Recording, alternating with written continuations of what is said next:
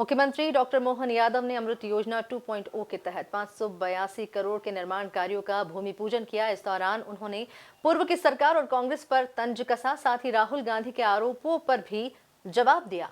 देखिए ये खास रिपोर्ट। कुशाभाऊ ठाकरे अंतर्राष्ट्रीय कन्वेंशन सेंटर में गुरुवार को अमृत योजना 2.0 के तहत भोपाल नगर निगम के 582.32 करोड़ के कार्यों के लिए भूमि पूजन किया गया और अनुकंपा नियुक्ति पत्र दिए गए एवं स्वच्छता के लिए सफाई मित्रों का सम्मान किया गया। मुख्यमंत्री ने कहा कि मूलभूत सुविधाओं को आइडेंटिफाई करके उन पर ध्यान देना सरकार का काम है। शुद्ध पेयजल, स्वास्थ्य की बात करते हैं तो मूलभूत सुविधाओं पर ध्यान देना चाहिए। उपलब्ध संसाधन से हमारे नगर के नागरिकों को कैसे सुविधा मिले, ये जरूरी है। ये विजन होना कि हाँ, हमारे लिए जो मूलभूत सुविधाएं, उन मूलभूत सुविधाओं को आइडेंटिफाई करके उनके लिए पर्याप्त रूप से धन का उपलब्ध कराना, ये केवल प्रधानमंत्री जी की ये सरकार के माध्यम से बहुत लंबा समय चला गया। लेकिन शहर बढ़ रहा है, शहर में सुविधाएं बढ़ाने की जरूरत है।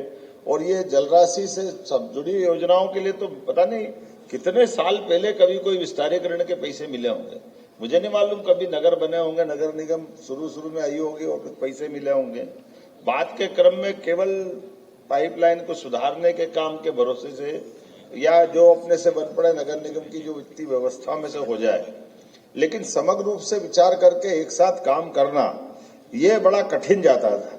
और ऐसे में जब हम शुद्ध पेयजल की बात करते हैं, स्वास्थ्य की बात करते हैं, जीवन के मूलभूत आवश्यक सब व्यवस्थाओं की बात करते हैं, तो स्वाभाविक रूप से हमारे लिए इन मूलभूत सुविधाओं की तरफ ध्यान देना चाहिए। ये माननीय प्रधानमंत्री जी की जीवटता भी है। एक तरफ उन्हें रचना।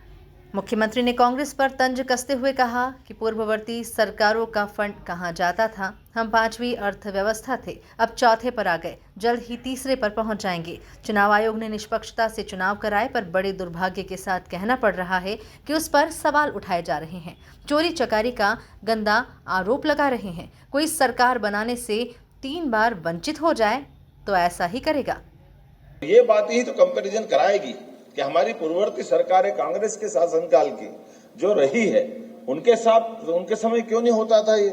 उनका फंड कहां जाता था? वो क्यों चिंता नहीं करते थे?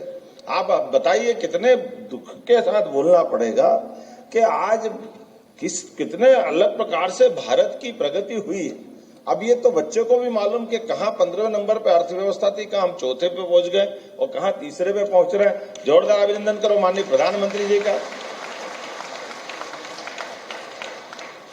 दुनिया के अंदर एकमात्र हमारे न्यायालय है जो अपने प्रधानमंत्री भी अगर गलत आचरण करते तो उनका चुनाव का अयोग्य घोषित करते हैं। ये हमें अपना गर्व है अपने न्यायालयों की उस ताकत के भरोसे, जो अपने ऐसे एक एक फैसले से अपने देश के और दुनिया के सामने मिसाल बनते हैं। और विक्रमादित्य काल से न्याय की व्यवस्था हमारी उत्कृष्ट रही है। ऐसे में आज के इस दौर में इस व्यवस्था को बनाने के लिए सम्मान दिलाने की आवश्यकता है। लेकिन बड़े दुर्भाग्य के साथ कहना पड़ रहा है, जिस इलेक्शन कमीशन के बलबूते पर दुनिया हम पे गर्व करती है, हमारे गणतंत्र लोकतंत्र की व्यवस्थाओं पे गर्व करती है।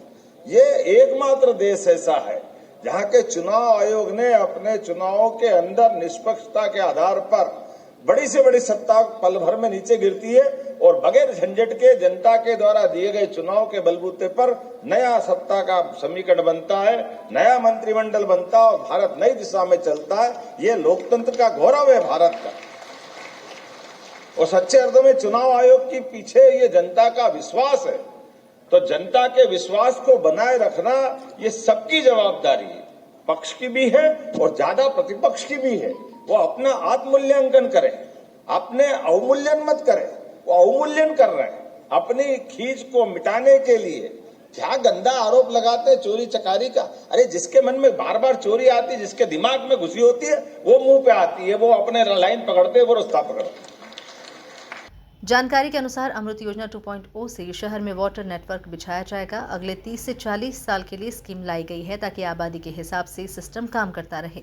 योजना के तहत 4 नए इंटरक्वेल, 4 नए फिल्टर प्लांट, 36 बड़ी टंकियां, 450 कॉलोनी में 700 किलोमीटर लंबी पानी की पाइपलाइन, और 30,000 घरों में नल कनेक्शन भी दिए जाएंगे। भोपाल शहर की जनसंख्या को ध्यान में रखते हुए 2040 तक शुद्ध पेयजल देने का लक्ष्य रखा है। इस मौके पर मंत्री विश्वास सारंग, विधायक रामेश्वर शर्मा, भगवान दास सबनानी, महापौर मालती राय, किशन सूर्यवंशी सहित कई नेता और कार्यकर्ता मौजूद रहे। Bureau report, MP news, Bhopal.